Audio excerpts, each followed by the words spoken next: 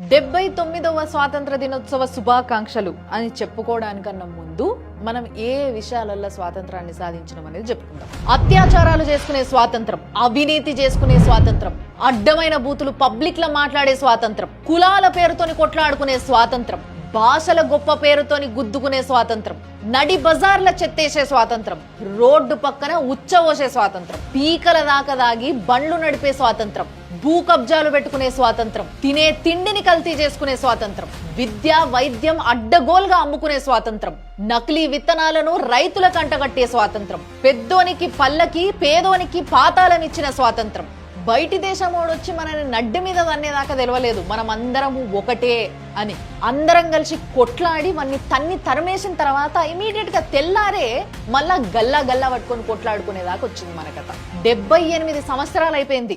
ఇప్పటికైనా విభేదాల్ని పక్కకు పెట్టి ఇండివిజువాలిటీని రెస్పెక్ట్ చేస్తే మనం అందరం కలిసి ఒక దేశంగా ఎదగగలుగుతాం, ముందుకు సాగగలుగుతాం. ఇప్పటికైనా అది జరిగే అవకాశం ఉంది అనే ఒక నమ్మకంతోనే wishing you all a very happy Independence Day.